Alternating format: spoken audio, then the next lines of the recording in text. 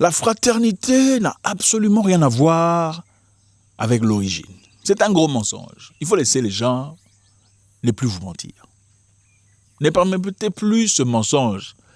La fraternité n'a absolument rien à voir avec la couleur de peau. La réalité est que ceux qui se ressemblent, en tout cas dans un continent que je connais, sont les plus méchants envers eux-mêmes, comme pas possible. Il y a des nations, la nation de la jalousie, où chaque personne pense qu'il y a quelqu'un qui est jaloux de lui. Hein?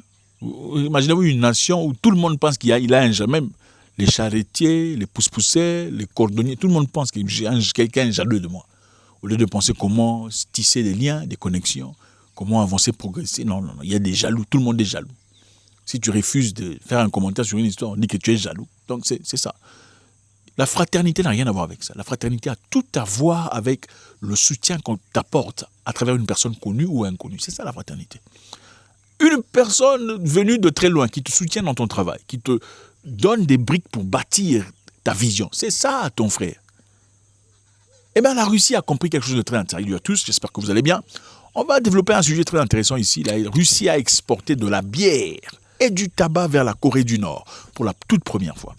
Encore une fois, au mois de février 2026, on vient de le confirmer. La Russie exporte, encore une fois, je le répète, de la bière et du tabac vers la Corée du Nord. C'est une première parce que, évidemment, la Corée du Nord a été bloquée.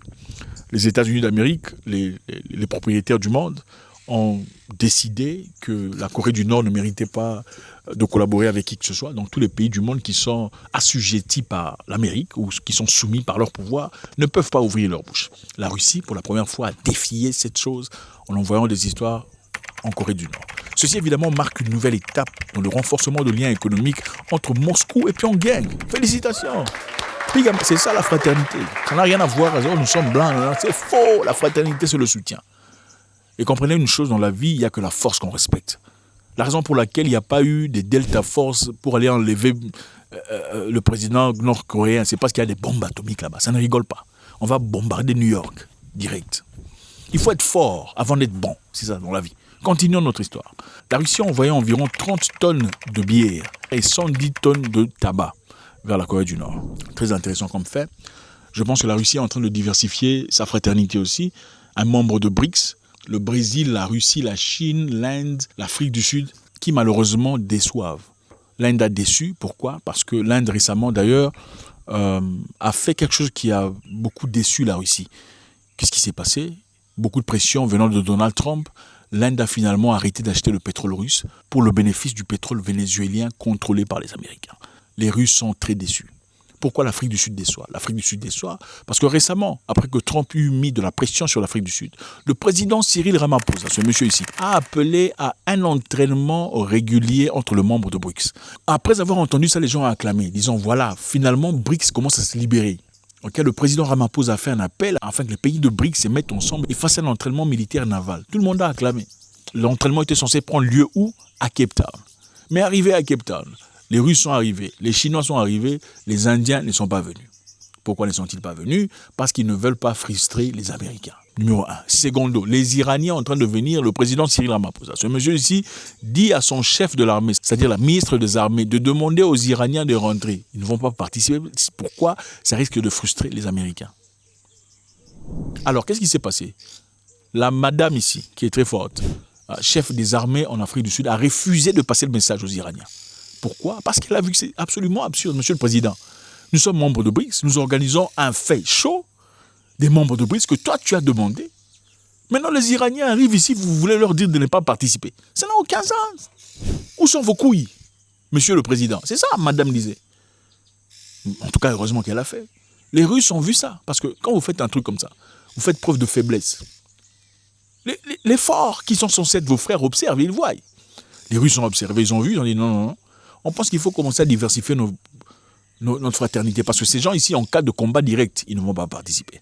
Voilà pourquoi ils ont commencé à faire ouvertement ce qu'ils ont fait avec la Corée du Nord. Une autre preuve de fraternité de la Corée du Nord. Pendant sa guerre en Ukraine, les Coréens sont venus assister la Russie ouvertement. Okay? Ils n'ont pas fait semblant. Ils ne sont pas partis faire de négociations comme l'ont fait les Sud-Africains, essayant de négocier entre Zelensky et Poutine. Les Coréens ont pris leur part, comme les Européens ont pris leur part. Donc c'est clair. Quand ton ami est en guerre, tu vas négocier, oh mon cher, attendez, écoutez-vous d'abord. Non, on lui a donné un coup. Toi, il faut donner un coup d'abord, après tu vas demander, n'est-ce pas? C'est exactement ça. Alors maintenant, on va essayer de comprendre. Je sais qu'il y a beaucoup d'histoires sur la Corée du Nord que beaucoup de personnes ne comprennent pas. Il y a de la propagande, il y a aussi de la vérité. Mais on va essayer de parcourir ce qui se passe en Corée du Nord rapidement, quelques points essentiels, et ensuite faire un commentaire là-dessus. Premièrement, en Corée du Nord, on dit qu'il n'y a pas de liberté d'expression. On ne peut pas parler du gouvernement, il n'y a ni accès à des informations extérieures. Donc tous les médias en Corée du Nord, d'après ce qu'on dit, sont contrôlés par l'État. Regardez des drames, des vidéos venant de la Corée du Sud, par exemple, de la musique étrangère, notamment du pop, et posséder des téléphones ou des téléviseurs radio non autorisés est illégal et peut entraîner à des travaux forcés, des longues peines de prison ou voire l'exécution. C'est ce qu'on dit. On va essayer de développer ça plus tard, mais on continue. Deuxièmement, en Corée du Nord, il y a des coiffures uniquement approuvées par l'État. Donc l'État te dit quelle coiffe il faut prendre. Tu ne peux pas venir te coiffer comme tu désires. Il y a une liste d'à peu près 18 coiffures différentes, pour les hommes surtout. Si tu ne te coiffes pas comme ça, tu auras des problèmes. On va y revenir. En Corée du Nord, numéro 3, il y a le système de punition sur 3 générations. C'est-à-dire culpabilité par association. Si toi tu fais de bêtises et que tu disparais, en tout cas, on punit tes enfants, on punit aussi les enfants de tes enfants. Acceptable ou pas, on va développer tout de suite. En Corée du Nord, numéro 4, il n'y a aucune religion indépendante. La Corée du Nord est officiellement athée et promeut l'idéologie juche, c'est-à-dire autonomie de la direction. On ne peut pas prier Allah ou Dieu, chrétien, musulman, c'est inaccepté. On va vous jeter en prison. On va développer pourquoi et on va essayer de comprendre si c'est bon ou pas. En Corée du Nord, les déplacements de voyage sont strictement contrôlés. Tu ne peux pas quitter ta ville pour partir dans une autre ville puisque tu le désires. Il faut avoir une autorisation du gouvernement. Mais on va rentrer là-dedans pour comprendre, est-ce seulement la Corée du Nord qui le fait?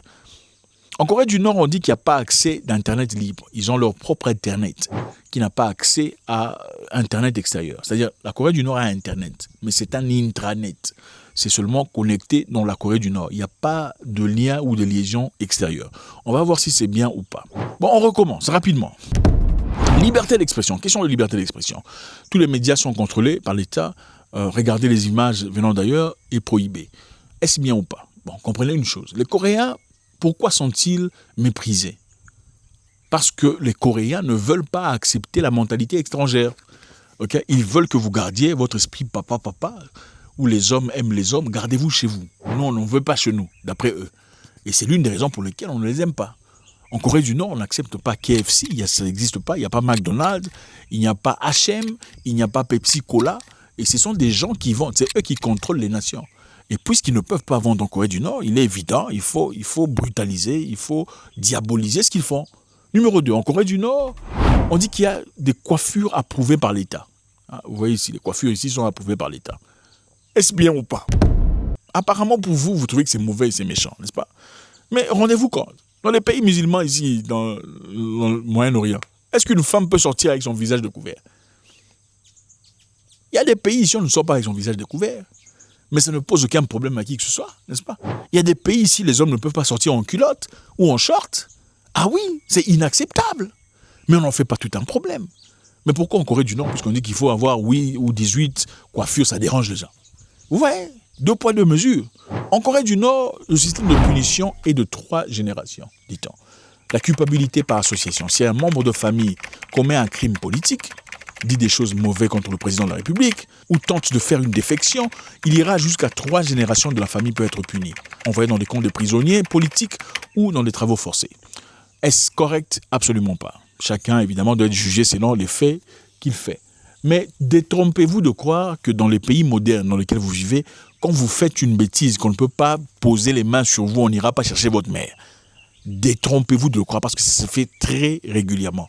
On le dit peut-être pas officiellement, on ne va pas l'annoncer aux médias, mais on le fait. On bloque la maman pendant un temps pour que tu sortes. Il y a quelqu'un d'ailleurs que je respecte qui disait « L'homme noir, pour l'avoir, il faut une simple chose. Okay? L'homme noir a un cœur trop mou. Vous voulez qu'il sorte, arrêtez sa mère, il va sortir. Lui, il est caché. » En Corée du Nord, on continue, on dit une religion. Il n'y a aucune religion indépendante. C'est-à-dire la Corée du Nord est officiellement athée. Le pays est officiellement athée. On ne veut ni christianisme, ni islam. Est-ce qu'on va les blâmer? Je sais qu'il y a des gens qui disent « Non, ça c'est la sorcellerie, les gens vont aller en enfer. » Mais attendez, mais vous qui vivez dans le paradis, Regardez comment le Nigeria est en train de s'entretuer, les musulmans et les chrétiens. Bon, vous avez la liberté de parler à Dieu, mais vous vous battez sur... C'est le Dieu de qui est meilleur que le Dieu de qui? Prenons les Séléka et les autres ici en République centrafricaine, les musulmans et les chrétiens en train de s'entretuer. Mais vous priez. Pourtant, vous êtes ceux qui prient, vous êtes censés montrer la route. Mais vous êtes les plus méchants avec les prières que vous avez. C'est la condamnation des autres. Même ceux qui ne tuent pas avec l'épée. Vous tuez avec les mots. Oh non, la Bible, la parole ne dit pas comme ça. Il faut revoir ta Bible. C'est ça. Le jugement, condamnation, jugement, insulte, dénigrement, c'est ça. Vous tuez les gens avec les paroles. Même ceux qui ne prient pas n'auront même pas envie de partir dans vos salles de prière parce que votre comportement est pourri. Mais non, pourquoi vous serez surpris de voir que la Corée du Nord dise non, non, on ne veut pas de ces histoires ici. Et regardez Boko Haram, est-ce qu'ils sont athées? Ils ne sont pas athées. Les blancs racistes aux États-Unis d'Amérique et en Europe du Nord qui tuent des gens en coulisses, ils sont athées? Non, ils ne sont pas athées. Ok, suivant. En Corée du Nord, on dit les déplacements et les voyages sont strictement contrôlés.